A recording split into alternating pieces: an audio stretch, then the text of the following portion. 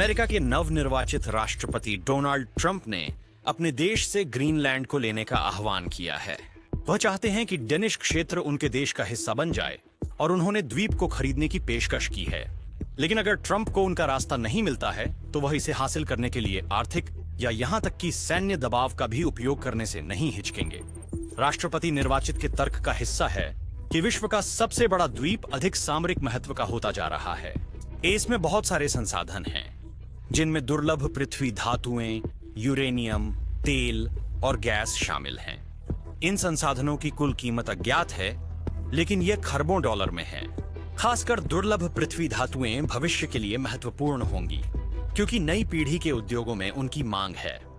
इसके अलावा ग्रीनलैंड कुछ सबसे महत्वपूर्ण वैश्विक जलमार्गों के पास स्थित है और उसकी स्थिति और भी महत्वपूर्ण हो जाएगी। आर्कटिक क्षेत्र धीरे धीरे पिघल रहा है और व्यापार के लिए सुलभ हो रहा है, और जो व्यापार मार्ग खुल रहे हैं वे ग्रीनलैंड के बहुत करीब से गुजरते हैं। आर्कटिक में मुख्यतः अमेरिका और रूस के बीच सैन्य निर्माण भी हो रहा है। अमेरिका के पास पहले से ही ग्रीनलैंड में एक हवाई अड्डा है, लेकिन उसे आर्कटिक में रूस के विस्तार के साथ बने रहने के लिए वहां और अड्डे चाहिए। इस वीडियो में हम ट्रंप के प्रस्तावित अधिग्रहण के जटिल और उग्र राजनीति में गहराई से जाएंगे। हम यह भी देखेंगे कि अगर ट्रंप की योजनाएं सफल हो जाती हैं तो ग्रीनलैंड 21वीं सदी में संयुक्त राज्य अमेरिका का सबसे रणनीतिक क्षेत्र कैसे बन सकता है। लेकिन शुरू करने से पहले कृपया हमारे चैनल को सपोर्ट करने के लिए नीचे दिए गए लाइक बटन को दबाएं और बिना किसी देरी के आइए वीडियो में आगे बढ़ते हैं। अब ग्रीनलैंड को समझने के लिए हमें पहले एक कदम पीछे हटकर इसकी इतिहास पर नजर डालनी पड़ेगी।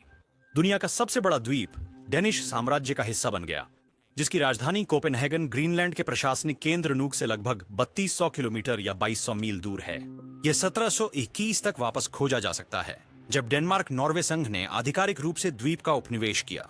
स्कैंडिनेवियन वाइकिंग्स 10वीं शताब्दी में पहले से ही यहां बस चुके थे, जब उन्होंने फरो आइलैंड्स, आइसलैंड, ग्रीनलैंड और यहां तक कि उत्तरी अमेरिका के कुछ हिस्सों की खोज की थी। वे 15वीं शताब्दी में ग्रीनलैंड से गायब हो गए, आंशिक रूप से इनुइट्स के साथ संघर्ष के कारण।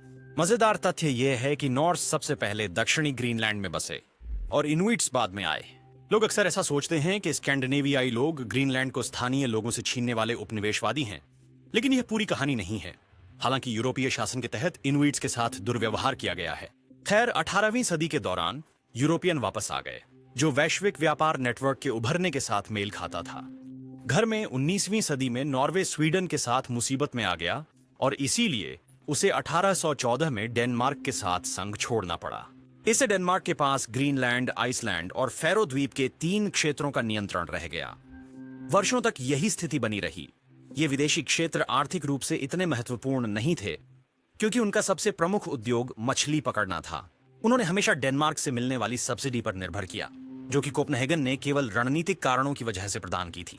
20वीं सदी में डेनमार्क ने धीरे धीरे इन द्वीपों को छोड़ना शुरू कर दिया। 1918 में आइसलैंड एक संप्रभु राज्य बन गया और डेनमार्क के साथ एक व्यक्तिगत यूनियन में आया, और इसे द्वितीय विश्व युद्ध के दौरान पूर्ण स्वतंत्रता मिली। फरो आइलैंड्स को 1948 में होम रूल मिला, जिसका मतलब था कि यह घरेलू मुद्दों पर निर्णय ले सकता था, लेकिन यह अभी भी डेनमार्क का हिस्सा था। ग्रीनलैंड के साथ प्रक्रिया थोड़ी धीमी रही। 1953 में ग्रीनलैंड की स्थिति को एक उपनिवेश से डेनमार्क के अभिन्न हिस्से के रूप में उन्नत किया गया और द्वीप को डेनिश संसद में 2 प्रतिनिधि मिले। ये केवल 1969 में ही था कि ग्रीनलैंड को घरेलू शासन मिला, लगभग 3 दशक पहले फैरो द्वीप द्वारा प्राप्त शासन के समान। साल 2009 में इसके अधिकारों का विस्तार हुआ और ग्रीनलैंड को स्वशासन मिला। ग्रीनलैंड के अधिकांश मामलों का निर्णय अब इसके संसद में नूक में होता है। आप इसकी तुलना एक नगर पालिका सरकार से कर सकते हैं, क्योंकि लगभग 56,000 की आबादी का शासन करने के लिए केवल 31 प्रतिनिधि हैं। साथ ही उनकी विधायी शक्ति सीमित है। आज भी डेनमार्क विदेशी नीति, रक्षा और कुछ आर्थिक मामलों पर निर्णय लेता है, लेकिन ग्रीनलैंड के लोग वास्तव में शिकायत नहीं कर सकते, क्योंकि डेनमार्क उन्हें प्रतिवर्ष लगभग $600 मिलियन की सब्सिडी प्रदान करता है। यह ग्रीनलैंड के प्रति व्यक्ति के लिए लगभग $10,000 है, या उनकी आय का लगभग 30% है। इस सबसे मुख्य निष्कर्ष यह है कि डेनमार्क ग्रीनलैंड को अपने राज्य का एक महत्वपूर्ण हिस्सा मानता है। इसने सदियों से इस द्वीप का शासन और समर्थन किया है, यहां तक कि अमेरिका के अस्तित्व में आने से पहले ही। और यही वजह है कि ट्रंप के अधिग्रहण प्रस्तावों ने दुनिया भर में हलचल मचा दी है। डेनमार्क कूटनीतिक रहने की कोशिश कर रहा है, ये कहते हुए कि ग्रीनलैंड अपने भविष्य के बारे में खुद निर्णय ले सकता है और यह संभावना नहीं है कि यह संयुक्त राज्य का राज्य बनेगा। डेनिश अधिकारियों ने यह भी कहा है कि वे अमेरिका के साथ और अधिक सहयोग पर चर्चा के लिए खुले हैं। देश के प्रधानमंत्री ने यहां तक कहा कि अमेरिका डेनमार्क का सबसे करीबी साझेदार है और यह स्वाभाविक है कि ट्रंप ग्रीनलैंड और आर्कटिक के बारे में सोच रहे हैं, लेकिन बंद दरवाजों के पीछे वे शायद अभी ट्रंप की सख्ती के कारण घबरा रहे हैं। एक प्रेस कॉन्फ्रेंस में उन्होंने कहा कि वह सैन्य शक्ति या आर्थिक दबाव से इनकार नहीं कर सकते। वह डेनमार्क को झुकाने के लिए टैरिफ लगाने के लिए तैयार हैं, ये कहते हुए कि वह डेनमार्क पर बहुत ऊंचे स्तर का टैरिफ लगाएंगे।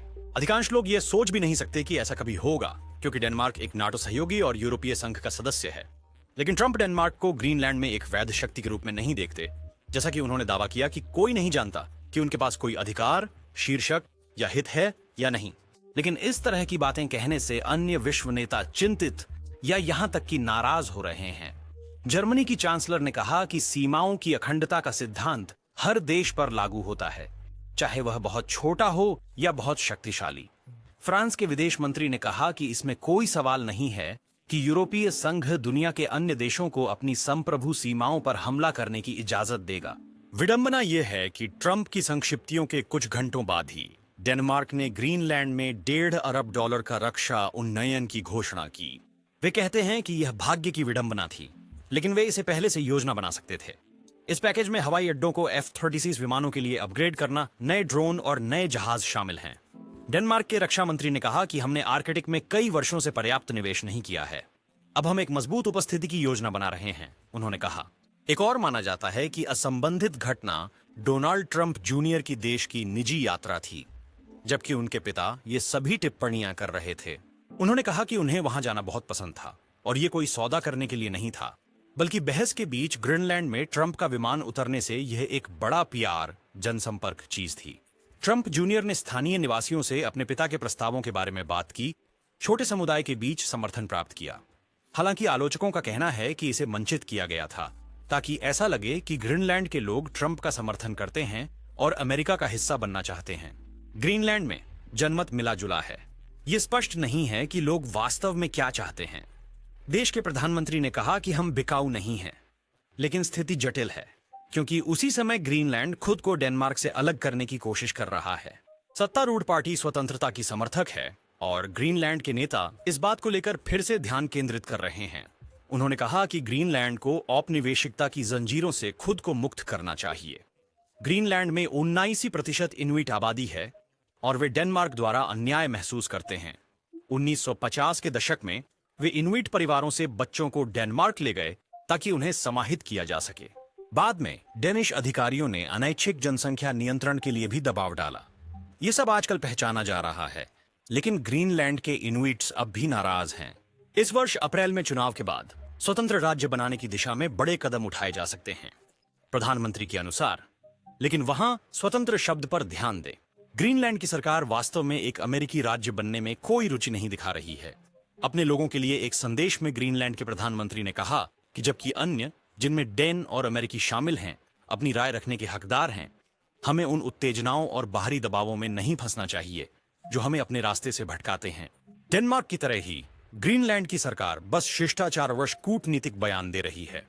अधिकारियों ने कहा कि वे ट्रंप के साथ संपर्क स्थापित करने को लेकर उत्सुक हैं और वे आर्कटिक में सुरक्षा स्थिरता पर मिलकर काम करने के लिए तैयार हैं। अभी ग्रीनलैंड में ट्रंप की बयानबाजी पर विचार मिले जुले हैं।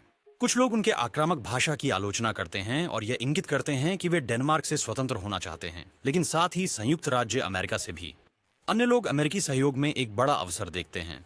हालांकि यह आश्चर्यजनक नहीं होगा यदि ग्रीनलैंड 180 डिग्री पलट जाए और अमेरिका के साथ अधिग्रहण वार्ता अचानक बहुत गंभीर हो जाए।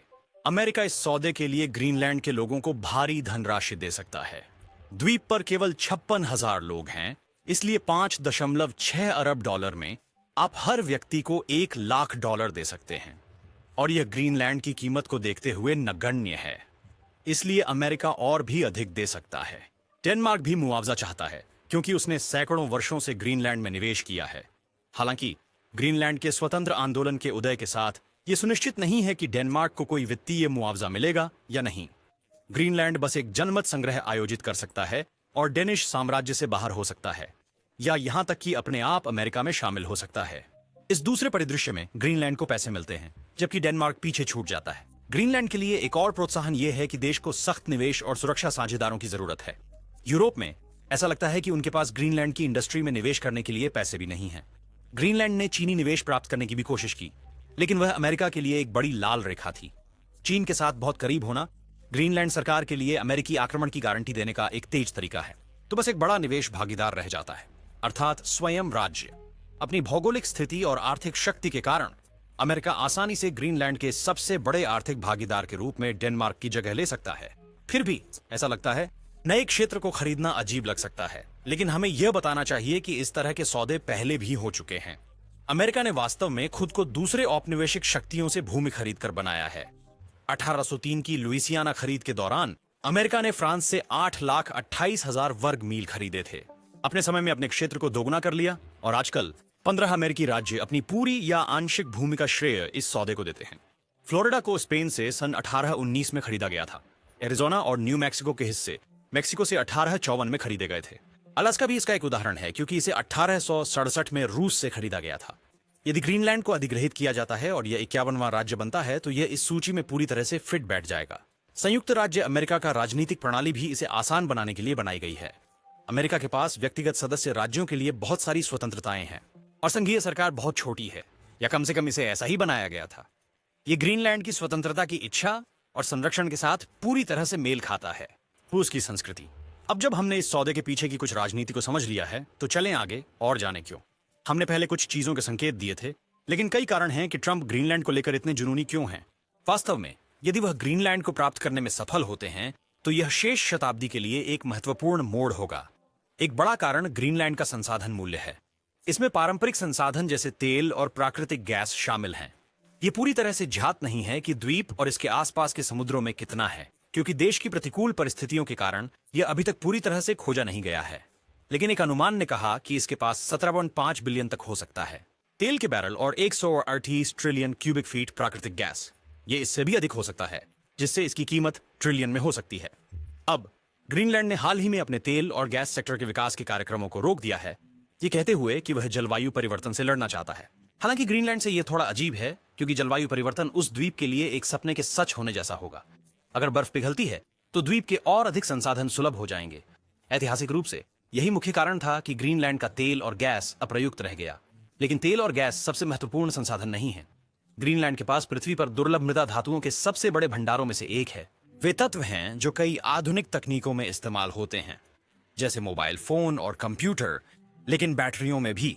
दुर्लभ पृथ्वी धातुओं के बिना आप नवीकरणीय ऊर्जा स्रोत भी नहीं बना सकते। वे विंड टर्बाइनों और सोलर पैनलों के लिए महत्वपूर्ण हैं, साथ ही इलेक्ट्रिक वाहनों के लिए भी। अभी चीन दुर्लभ पृथ्वी धातुओं के बाजार में प्रमुख खिलाड़ी है, जो अमेरिका के लिए एक बड़ा कमजोरी है। यह ध्यान देने योग्य है कि डेनमार्क ग्रीनलैंड में खनन उद्योग विकसित करने के लिए बहुत छोटा है और यूरोपीय संघ भी इस महत्वपूर्ण उद्योग को विकसित करने के लिए पर्याप्त पूंजी प्रदान नहीं कर सका है। हालांकि संयुक्त राज्य अमेरिका में उत्पादन शुरू करने के लिए तैयार कंपनियां और निवेशक पर्याप्त संख्या में हैं। यह बहुत संभव है कि ये लोग पर्दे के पीछे ट्रंप से इस संभावना के बारे में बात कर रहे हों कि इससे क्या क्या हो सकता है। ये सब बहुत महत्वपूर्ण है, जैसे कि ये संसाधन अमेरिका की अर्थव्यवस्था में बहुत कुछ जोड़ सकते हैं। लेकिन ग्रीनलैंड को हासिल करने का यह सबसे बड़ा कारण नहीं है। हमें आने वाले दशकों में वैश्विक व्यापार नेटवर्क में ग्रीनलैंड की महत्वपूर्ण स्थिति को भी ध्यान में रखना होगा। आप देख सकते हैं, आर्कटिक महासागर पिघल रही बर्फ की चादरों के कारण जहाजों के लिए अधिक सुलभ होता जा रहा है।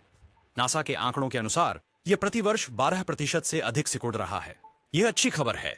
इससे आर्कटिक के माध्यम से बिल्कुल नई व्यापार मार्ग खुलते हैं, जो पनामा नहर के अन्य मार्गों को दरकिनार कर सकते हैं। सुएज नहर या मलक्का जलमरुमध्य, यह उत्तरी अमेरिका, एशिया और यूरोप के बीच व्यापार में क्रांति ला सकता है। विशिष्ट रूप से आर्कटिक में 3 शिपिंग मार्ग हैं। एक कनाडा के पास है जिसे नॉर्थ वेस्ट पैसेज कहा जाता है, एक बीच में है जिसे ट्रांस आर्कटिक शिपिंग रूट कहा जाता है, और एक रूस के पास है जिसे नॉर्दर्न सी रूट कहा जाता है। बीच वाला फिलहाल बिल्कुल भी सुलभ नहीं है, क्योंकि इसके लिए बर्फ की टोपी का पूरी तरह गायब होना आवश्यक होगा। लेकिन रूस का नॉर्दर्न सी रूट पहले से ही उपयोग में है। यह शिपिंग मार्ग का उपयोग मुख्य रूप से चीन को एलएनजी ले जाने के लिए करता है। पुतिन ने 2018 में एक राष्ट्रपति आदेश जारी किया था, जिसमें कहा गया था कि उत्तरी सागर मार्ग को एक वैश्विक परिवहन मार्ग बनना चाहिए। 2030 तक रूसी अधिकारी 190 मिलियन टन से अधिक कार्गो भेजना चाहते हैं। इस मार्ग की पिछले वर्ष यह पहले से ही लगभग 40 मिलियन टन तक पहुंच गया है। चीन भी आर्कटिक शिपिंग में रुचि रखता है, क्योंकि उसने पोलर सिल्क रोड नामक एक परियोजना शुरू की है। यह चीन को यूरोप और उत्तरी अमेरिका तक बहुत तेजी से पहुंचने की अनुमति देगा। यह शंघाई से यूरोप के रॉटरडैम बंदरगाह तक की यात्रा को 30% से अधिक कम कर देगा। वही अमेरिका के लिए भी सही है। अगर आर्कटिक महासागर खुलता है तो यह अमेरिका के विदेशी व्यापार के लिए महत्वपूर्ण होगा। इसे पूर्वी तट और पश्चिमी तट के बीच व्यापार के लिए भी उपयोग किया जा सकता है। यह पनामा नहर के रास्ते से थोड़ा छोटा है। बात यह है कि ग्रीनलैंड समुद्री मार्ग के ठीक बगल में है। अमेरिका अपने भविष्य के व्यापारिक हितों की रक्षा करना चाहता है और ग्रीनलैंड पर नियंत्रण उसे इस क्षेत्र में साफ लाभ देगा। यही कनाडा के लिए भी लागू होता है, जिसके बारे में ट्रंप ने भी अमेरिका में शामिल करने की बात की है। यह एक कम गंभीर प्रस्ताव लगता है, लेकिन कनाडा के साथ निकट सहयोग इस नए हालात में निश्चित रूप से आवश्यक है। उत्तर पश्चिमी मार्ग कनाडा के विशेष आर्थिक क्षेत्र से होकर गुजरता है, जिससे उसे जहाजों के उपयोग पर रोक लगाने का अधिकार मिलता है। लेकिन अमेरिका स्पष्ट रूप से अपनी शिपिंग कंपनियों के लिए पहुंच चाहता है। और अंत में इसमें एक बड़ा सैन्य पहलू भी है। आर्कटिक तेजी से अगला भू राजनीतिक रणक्षेत्र बनता जा रहा है, जिसमें नाटो, रूस और कुछ हद तक चीन सभी शामिल हो रहे हैं। ट्रंप ने इसके बारे में कई टिप्पणियां की हैं और यह कुछ ऐसा है जिसकी उन्हें गहरी चिंता है। एक प्रेस कॉन्फ्रेंस में उन्होंने कहा, हमें राष्ट्रीय सुरक्षा के लिए ग्रीनलैंड की जरूरत है। ट्रुथ सोशल प्लेटफॉर्म पर उन्होंने कहा कि राष्ट्रीय सुरक्षा और विश्व भर में स्वतंत्रता के लिए संयुक्त राज्य अमेरिका को लगता है कि ग्रीनलैंड का स्वामित्व और नियंत्रण एक परम आवश्यकता है। खैर, यह पहली बार नहीं होगा जब अमेरिका किसी पर आक्रमण करके स्वतंत्रता लाएगा, लेकिन इसमें कोई शक नहीं है कि ग्रीनलैंड अमेरिका की राष्ट्रीय सुरक्षा के लिए अत्यंत महत्वपूर्ण है। वर्तमान में अमेरिका ग्रीनलैंड में बिडुफिक स्पेस बेस का संचालन करता है। मैं शायद इसे गलत उच्चारित कर रहा हूं। पहले इसे थुले एयर बेस के नाम से जाना जाता था। इसे शीत युद्ध के दौरान बनाया गया था और इसमें एक रडार, एक बैलिस्टिक मिसाइल प्रारंभिक चेतावनी प्रणाली, एक हवाई क्षेत्र और एक गहरा पानी के बंदरगाह। जब अमेरिका डेनमार्क के साथ बातचीत कर रहा था, हैरी ट्रूमैन ने पूरे द्वीप को $100 मिलियन में खरीदने की पेशकश भी की थी, जो आज के समय में लगभग $1 अरब होते। डेनमार्क ने इसे ठुकरा दिया, लेकिन इससे पता चलता है कि शीत युद्ध के दौरान ग्रीनलैंड कितना महत्वपूर्ण था। और यह सब समझ में आता है क्योंकि ग्रीनलैंड वास्तव में रूस या पूर्व सोवियत संघ के बहुत करीब है। पारंपरिक मार्केटर प्रोजेक्शन मानचित्र में कई समस्याएं हैं और उनमें से एक यह है कि यह आर्कटिक की अच्छी तस्वीर नहीं देता। केवल जब आप ग्लोब को उत्तर से देखते हैं तो आपको दिखाई देगा कि ग्रीनलैंड केवल 1200 मील या लगभग 1900 किलोमीटर दूर है। शीत युद्ध के दौरान आर्कटिक नाटो और सोवियत संघ के बीच मुख्य सीमांतों में से एक था। उत्तरी अमेरिका पर मिसाइल या पनडुब्बी हमला संभवतः इस क्षेत्र से आता। संयुक्त रूप से अमेरिका और कनाडा ने सोवियत हमलों से महाद्वीप की रक्षा के लिए नोरैड सैन्य संगठन शुरू किया। अन्य चीजों के साथ उन्होंने ग्रीनलैंड आइसलैंड यूके गैप, जिसे GIUK गैप भी कहा जाता है, की निगरानी और रक्षा करके रूस को अटलांटिक महासागर में प्रवेश करने से रोकने की कोशिश की। थुले एयरबेस इसका एक महत्वपूर्ण घटक था। हालांकि शीत युद्ध समाप्त होने के बाद अधिकांश अमेरिकी और सोवियत बेस छोड़ दिए गए और आर्कटिक में अब कोई सामरिक रुचि नहीं थी। लेकिन पिछले 2 दशकों के दौरान ये स्थिति पूरी तरह बदल गई है। रूस ने सैकड़ों पुराने सोवियत ठिकानों का नवीकरण करना शुरू कर दिया है और उसने इस क्षेत्र में नए ठिकानों का भी निर्माण किया है। 2014 से उसने 475 से अधिक नए सैन्य ढांचे बनाए हैं। संयुक्त राज्य अमेरिका भी फिर से ग्रीनलैंड में ठिकानों में निवेश कर रहा है और नाटो गठबंधन आर्कटिक में अपनी सैन्य उपस्थिति को उन्नत कर रहा है। लेकिन ऐसा लगता है कि रूसी सेना आगे है। विशेषज्ञों के अनुसार इस क्षेत्र में पश्चिम की सैन्य उपस्थिति रूस की तुलना में 10 वर्ष पीछे है। जैसा कि आप इस नक्शे पर देख सकते हैं, रूस इस घेरे के भीतर कहीं अधिक सैन्य ठिकाने संचालित करता है जितना कि सभी अन्य नाटो सदस्य मिलकर करते हैं। कुल मिलाकर यह गठबंधन की संख्या से अधिक है, तिहाई। यह सब मास्को की योजना के अनुसार हो रहा है। रूस के 2022 के समुद्री सिद्धांत दस्तावेज में कहा गया है कि आर्कटिक उसका सबसे महत्वपूर्ण समुद्री दिशा है। रूस इन जल क्षेत्रों की रक्षा हर संभव तरीके से करेगा। लेकिन सवाल यह है कि क्या क्षेत्र में रूस की सैन्य उपस्थिति केवल रक्षात्मक उद्देश्यों के लिए है? पुतिन चाहते हैं कि रूस को एक वैश्विक शक्ति के रूप में पुनः स्थापित किया जाए और आर्कटिक ऐसा प्रतीत होता है जैसे शुरू करने के लिए एकदम सही जगह है। इसकी उत्तरी बेड़ा क्षेत्र में सबसे मजबूत नौसेना है, जिसमें 16 गहरे पानी के बंदरगाह, 25 पारंपरिक और परमाणु पनडुब्बियां और 20 सतह के जहाज शामिल हैं। 8 पनडुब्बियां लंबी दूरी वाली परमाणु मिसाइलें लॉन्च करने में सक्षम हैं। इनमें से अधिकांश कोला प्रायद्वीप पर स्थित हैं, जो नॉर्वे के बगल में है। इस खतरे को देखते हुए ट्रंप सोचते हैं कि उन्हें अब कार्रवाई करनी होगी। डेनमार्क के अधीन ग्रीनलैंड नाटो गठबंधन में अधिक योगदान नहीं दे सकता है क्योंकि कोपेनहेगन का रक्षा खर्च बहुत सीमित है। लेकिन अमेरिका ग्रीनलैंड की रक्षा में काफी अधिक योगदान दे सकता है। यह ग्रीनलैंड को एक तैरता हुआ किला बना सकता है, उसे रूसी हमलों से बचा सकता है और आर्कटिक में रूस के प्रभाव को रोकने के लिए इस्तेमाल कर सकता है। कुल मिलाकर कई कारण हैं जिनकी वजह से ट्रंप को लगता है कि ग्रीनलैंड खरीदना अमेरिका के लिए आवश्यक है। इसे सफल करना मुश्किल होगा, लेकिन कौन जानता है कि वह अपने राष्ट्रपति कार्यकाल में क्या कर सकता है। आखिरकार वह व्यवसायी हैं जो सौदेबाजी की कला के बारे में सब जानते हैं। ठीक है, अगर आप इसी तरह के विषयों पर अपडेट रहना चाहते हैं तो कृपया चैनल को सब्सक्राइब करें और देखने के लिए धन्यवाद।